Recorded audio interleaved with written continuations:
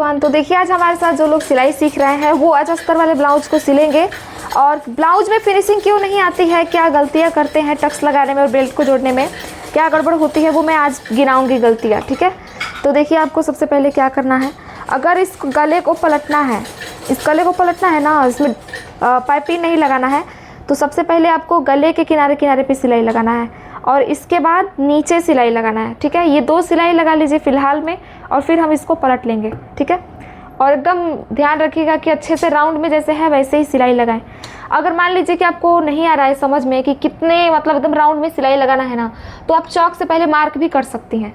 रुकिए मैं बताती हूँ कैसे। देखिए शुरुआत से जो लोग सीख रहे हैं ना, उनसे यही गलती होती है कि कभी सिलाई लगाने जाते हैं तो मोटा पतला और तिरछा हो जाता है, कम ज़्यादा, तो जिससे पलटने के बाद से गले का शेप बिगड़ जाता है। तो वो बिगड़े नहीं, उसके लिए देखिए पहले ही हम निशान लगा लेंगे ऐसे इस तरह से राउंड में, और फिर इसी मार्क के ऊपर आप सिलाई लगा लीजिएगा। ठीक है, ये देखिए मैं निशान लगा रही हूँ राउंड में। अब इसी निशान के ऊपर, इनके निशान के ऊपर बस आपको सिलाई लगा दीजिए। हाँ, तो इससे आसानी होगी। तो पहले राउंड में सिलाई लगा लीजिए।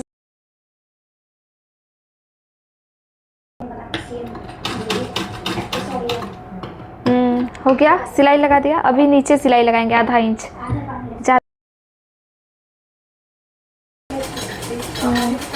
पलट दिया इसको हमने। अभी इसके बाद से क्या करना है, तो यहाँ पे आपको पहले गले पे सिलाई लगा देना है ताकि ये चिपक जाए अच्छे से, तो उसके लिए। और गला राउंड में भी हुआ है क्योंकि हमने मार्क करके सिलाई लगाया, तो इस वजह से। अभी बेल्ट को मैं अंडरग्राउंड आज सिलना बताऊंगी आपको। ठीक है, और क्यों टेकिंग देते हैं तो उसमें नोक निकल जाता है, इसका रीज़न भी आज बताने वाली हूँ। तो ये सारी चीज़ें भी आपको पता चलेंगी।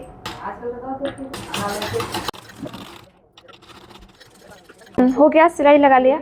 देखिए अभी यहाँ पे कैसे किस तरह से नीचे का ये पोर्शन हुआ है, देखिए ऐसे, तो ये इस तरह से ना हो, फिनिशिंग आ जाए, तो इसको दोनों तरफ करके अब इसके ऊपर सिलाई लगा दीजिए, अस्तर के ऊपर। सारा मार्जिन भी अस्तर की तरफ ही है हमारा, तो आप सभी लोगों को भी ऐसे ही सिलाई लगाना है और नीचे से इसको हटाते जाना है चेक करके, ताकि नीचे का कपड़ा पकड़ में ना आ जाए, दोनों तरफ करके।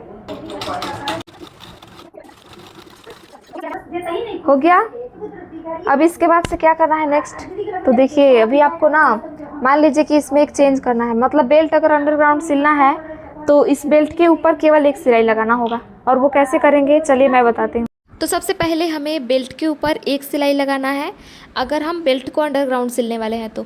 अगर अंडरग्राउंड नहीं सिलना है तो बेल्ट के ऊपर 2 सिलाई लगा के फिर इसे बीचों बीच से कट करेंगे, ताकि दोनों जो फैब्रिक है ना, मतलब बेल्ट और ऊपर का ब्लाउज सिलाई लगाएंगे। अगर बेल्ट को अंडरग्राउंड तरीके से जोड़ना है तो, अगर अंडरग्राउंड तरीके से नहीं जोड़ना है तो बेल्ट के ऊपर 2 सिलाई लगाएंगे। केवल एक सिलाई लगाएंगे, सिलाई के जस्ट नीचे से कटिंग करेंगे अब हम लोग। देखिए एक सिलाई लगा के और फिर मैंने इसको काट दिया है, और ये देखिए कि इसमें अभी इस तरह से ये दिख रहा है, तो ये सही है बिल्कुल। इसको यहाँ पे साइड में रख देंगे और पहले टक्स को सिलेंगे जो भी मार्किंग किया है। ठीक है, और मैं इसको ऐसे अंदाज से ही सिल दूंगी। ठीक है,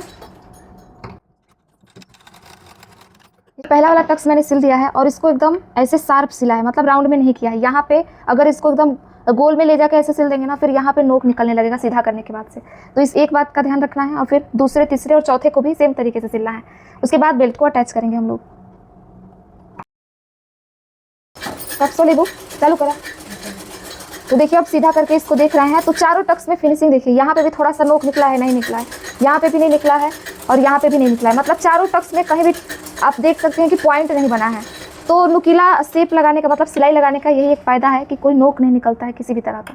ये हो गया इतना। अब बेल्ट को चलिए अंडरग्राउंड जोड़ना सीखते हैं, क्योंकि कभी भी इस तरह का देख सकते हैं कितना कपड़ा ये चारों तरफ से उभर रहा है। बहुत ज़्यादा ये उभरने वाला कपड़ा हो तो या उस मामले में ना हम लोग यहाँ पे बेल्ट को अंडरग्राउंड जोड़ देते हैं, तो फिर वो जो उभरने का चांस होता है वो खत्म हो जाता है। और मान लीजिए कि ये कपड़ा चुभने वाला अगर होता तब भी हम लोग बेल्ट को अंडरग्राउंड जोड़ते हैं। तो बेल्ट को अंडरग्राउंड जोड़ने के लिए देखिए सबसे पहले इसको सीधा करके रखेंगे इसके आमने सामने में के लिए, और सबसे पहले इसको इस तरह से खोल देंगे। ये अस्तर को बाहर कर दिया, मेन फैब्रिक को इसकी तरफ कर दिया। अब इसके बाद से इसके जस्ट ऊपर हम इसको पलट देंगे इस तरह से, और इसका हल्का सा एक नोक बाहर की तरफ निकाल के और फिर केवल मेन फैब्रिक के साथ ही इससे जोड़ते जाना है। तो चलिए एक सिलाई लगा लेते हैं।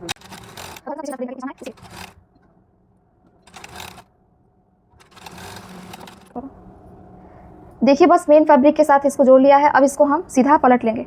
अब सीधा पलटने के बाद से यहीं पे बस एक और सिलाई लगाएंगे हम लोग, और हमारा ब्लाउज जो है अंडरग्राउंड सिला जाएगा, पूरा बेल्ट अटैच हो जाएगा। तो उसके लिए क्या करना है, तो यहाँ से इसको हमें इस तरह से मोड़ते यहाँ से इसको ऐसे मोड़ते आएंगे और मोड़ते आएंगे। फिर ये वाला पार्ट आपका देखिए दोनों कैसे आपस में मिल गया। अब जब ये दोनों आपस में मिल गया है तो यहाँ से आप सिलाई लगाते आएंगे इसको पकड़ के, बस इतने में हमारा काम बन जाएगा और अंडरग्राउंड हो जाएगा। तो चलिए एक सिलाई लगा लेते हैं यहाँ से। ये सिलाई तो लगा लिया। अभी इसको पलटने से पहले एक दो जगह कट लगा देंगे ताकि पलटते टाइम ये आसानी से पलट जाए और कोई सिकुड़न ना आए, तो उसके लिए। अब इसको हम इस तरह से यहाँ से बीच से इसको निकाल लेंगे और इसको निकालने के बाद से आपको दिखेगा कि आपका बेल्ट जो है अंडरग्राउंड तरीके से स्टिच हो चुका है, कोई मार्जिन आपको दिखेगा ही नहीं बिल्कुल भी। तो मैंने इसको पलट दिया है और पलटते ही सबसे पहले मैं आपको ये जो एक्स्ट्रा बेल्ट दिख रहा है इसको कट करके निकालने का सजेस्ट करूँगी। तो पहले ये जो बेल्ट एक्स्ट्रा है हम इसको कट करके यहाँ से निकाल देंगे। तो ये बेल्ट को मैंने कट करके निकाल दिया। अब इसके बाद से ऊपर के साइड से तो सही दिख रहा है, फिनिशिंग है ही।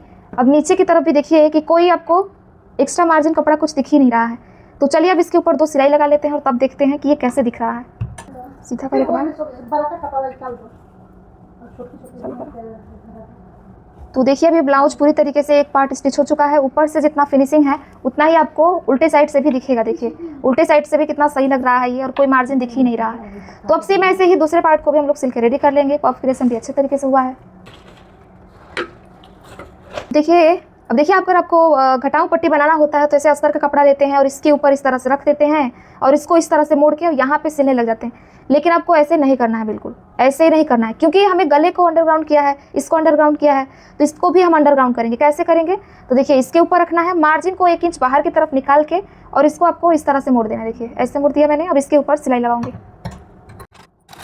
की तरफ भी करेंगे, जो 1 इंच एक्स्ट्रा मार्जिन है हमारा, इसको हमें नीचे की तरफ ऐसे मोड़ देना है। नीचे की तरफ मोड़ दिया मैंने। अब इसके ऊपर भी सिलाई लगा लूंगी।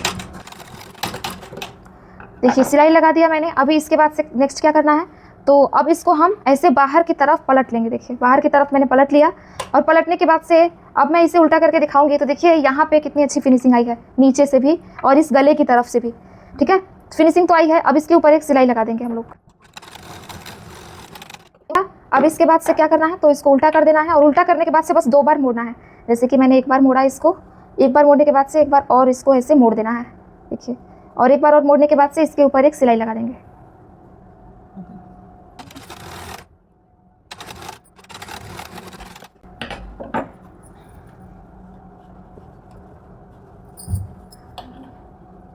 तो देखिए ब्लाउज का एक पार्ट पूरी तरीके से हमारा रेडी हो चुका है और पूरी तरीके से फिनिशिंग हो चुका है। बटन पट्टी से लेकर गला से लेकर कमर पट्टी और ये बेल्ट पट्टी भी, इतनी सारी चीज़ें हमने अंडरग्राउंड तरीके से सिल दी हैं। अब सेम इसी तरीके से आपको सामने वाले पार्ट को सिल के रेडी करना है।